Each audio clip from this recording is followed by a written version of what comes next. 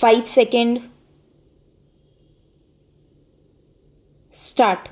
Mr. Vice Chairman, Sir, after hearing the roaring waterfall speeches giving out all the details of the shortcomings and pitfalls of the government and its policy and the grim picture of the working of the government, I, who is not an economist in my own humble capacity, would like to hold a small lamp of hope and faith in the government's economic policies and its planning.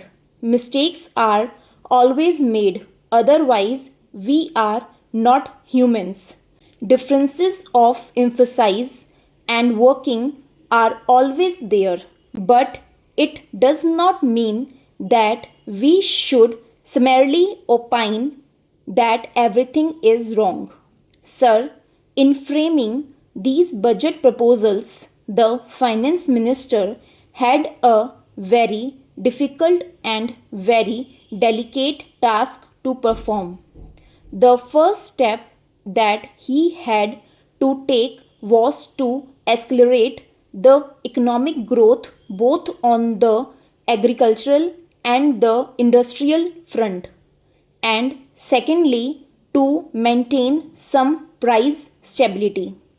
The very fact that the prices of certain essential commodities did not shoot up after the budget was itself an act of great relief to many consumers, especially to housewives who always used to sit up tight, keeping the fingers crossed, not knowing what the items are going to be on which the X of the finance minister will fall.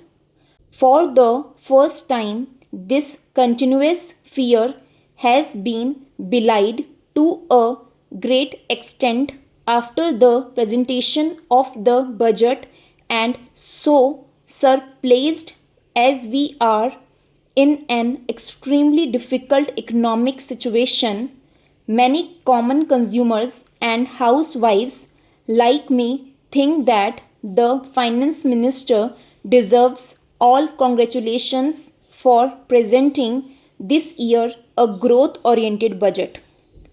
Sir, the national budget is not only an annual accounting of expenses and revenues, but the finance minister has to give through the budget a correct picture of the present as well as of the hopes for the future.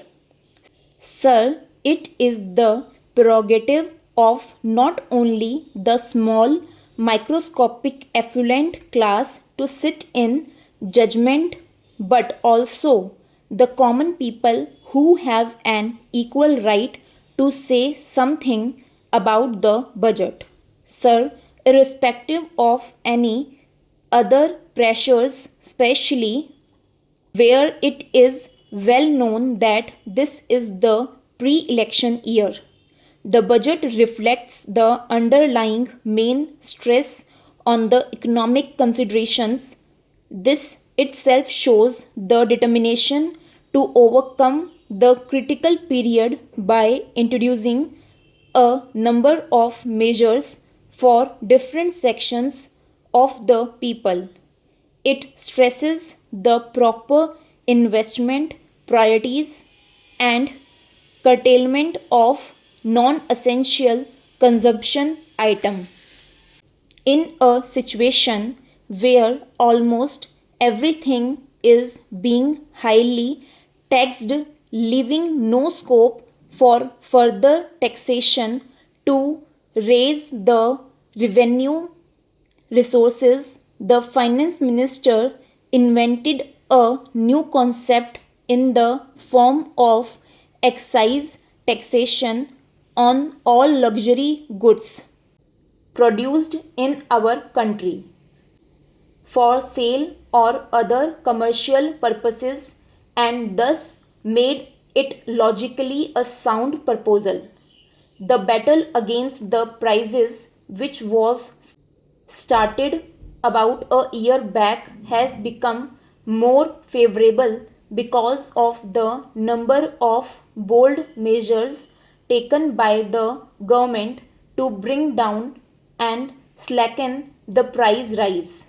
The finance minister has correctly emphasized the need to boost the climate for savings and investment by offering a number of incentives like exemption from wealth tax for a period of 5 years for the new companies engaged in priority industries, and also by offering a special incentive for investing corporate savings in new companies producing fertilizer, paper, cement, etc. Sir, much is said about no relief being given to corporate sector, but it is not true, as the government is really concerned over their financial problems and would like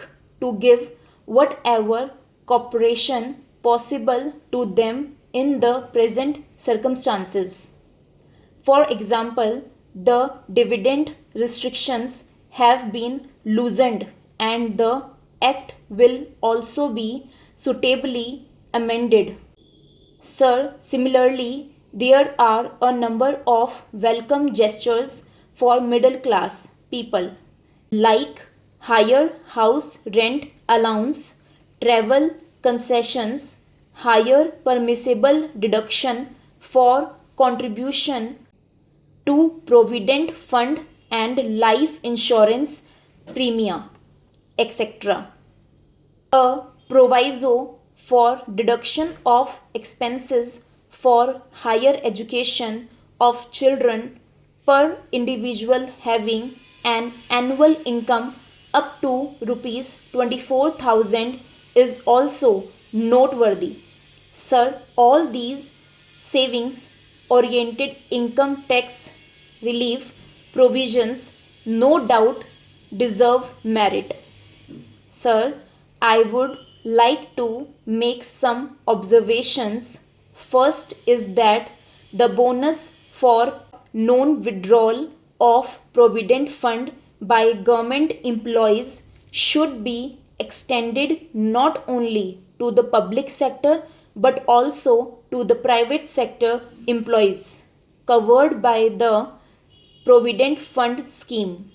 It is very necessary today to see that the large number of people withdraw less, spend less, and save more. Sir, another point is regarding the number of complaints we hear about the cumbersome procedure involved in the issue of license, permits, etc. If this procedure could be rationalized, it will stop to a considerable extent the underhand dealings that are prevalent at present. Sir, another problem is the rise in market borrowings at an alarming rate. Although the working of the public sector has considerably improved in the last few years, much more is yet to be done to reach the target of efficiency. The public sector undertakings have to be geared to become profit oriented.